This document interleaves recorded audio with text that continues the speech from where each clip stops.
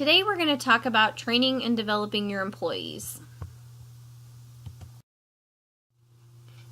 So training and development are actually two different things.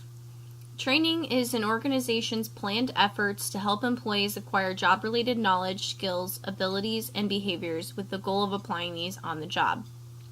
Development is the combination of formal education, job experiences, relationships, and assessment of personality and abilities to help employees prepare for the future of their careers. So with training, we're focusing on the current and preparing people for their current role now. And for development, we're focusing on the future.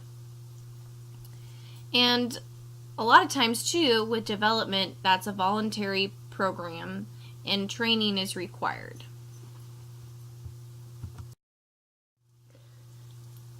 A lot of the training that you'll be doing will be on-the-job training. So I want to talk a little bit about that. So with on-the-job training, you want to show them how to perform the task and give step-by-step instructions. You want to observe the employee performing the task and give feedback to increase their performance. So when showing them how to perform the task, explaining the why for every task is very important. The what, just telling someone what to do will get them compliance, but the why gets commitment. And so also demonstrating how the task should be performed. Another thing we need to watch out for is common sense traps. You can't assume that your employee knows anything about anything, so don't just assume that it's common sense that they know how to clean a table because they may have never done it before. Another important thing is to ask open-ended questions, and that will really gauge what kind of level are they at. Are they a novice at this particular task, or are they an expert at this task? And knowing that information is going to determine how you're going to start with your training and how long you need to train them on a particular task. If someone has had a lot of housekeeping experience and you ask them, hey, have you ever cleaned a table before? Or how did you clean the tables at this other place? Then you're starting off at a better point than someone who you just assume that they know how to clean a table and maybe they've never worked a day in their life and they're a new employee and they have no idea what they're doing. And so asking those questions is going to determine your starting point. Throughout the process, you want to also answer any questions that the employee might have and verify with them that the question was answered. And then if you don't know the answer to a question, don't just make it up. Say, hey, I'll get back to you. That's a great question. I actually don't know yet, but I'll get back to you, and make sure that you do follow up and get back to them. And then from day one, you really want to set expectations for performance and tell them what good is and what great is at a particular task. That way they know where they're going to aim for. And then also listening to the employee throughout. Ways of observing the employee perform a task would be practicing the behavior together or doing a role play, and then giving feedback to increase performance. You want to check in to observe their behavior throughout their learning.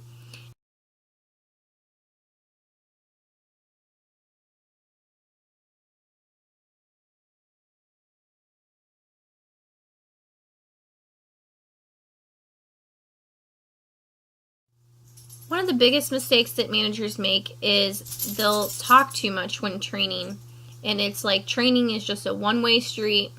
There's no asking questions, there's no back and forth conversation, and so that can be pretty dull and pretty uninteractive.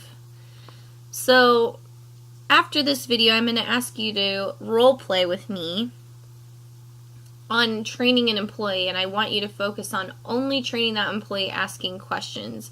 You're not allowed to tell them what to do at all. So, for example, if I'm training someone in the food court on how to clean a table, my first question might be, have you ever cleaned a table before? How did you clean the table before? What kind of chemicals did you use when you cleaned the tables at your other job? questions like that that's going to actually have the employee show me how they do the task, and then I can gauge where they're at in their level of understanding and whether we need to make any adjustments. And this will help just make training more of a two-way street again and more like a conversation. And it's really going to help avoid any irrelevant information. If you already are asking questions and you know an employee knows something about a particular task, then you're not going to need to spend time reiterating that. That's wasting your time and theirs.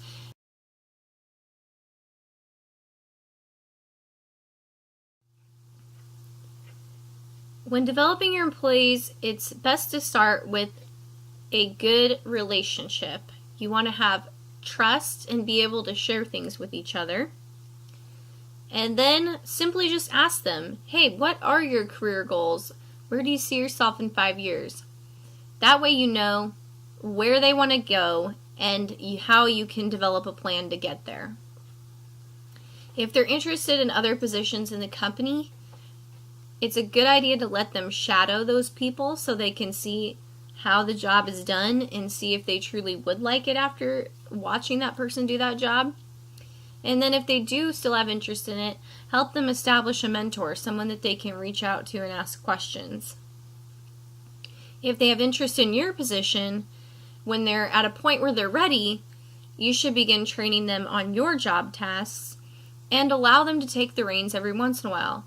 They need to practice doing those jobs or tasks so that when the time comes of an opening, that person is ready to fill that role and they've already had experience doing the job, so they're already set up for success. Another thing that's good to do when developing your employees is giving them credit. And if they're around key people, it's always good to market yourself and your employees. And so if you're around those key people, it's good to give your employee credit and really kind of brag about them a little bit so that it makes them look good and it makes you look good. And your employee is going to feel really great when they hear all these nice things about them. And then most importantly, you need to let others know of the plan. We can never know if someone is interested in getting promoted if they never tell us. So if, as a manager, you know that one of your employees has interest in moving up or taking another position in the company, then let HR and their supervisors know so that if something should open, that we can consider them for that position, and before that we can begin preparing them to take that role.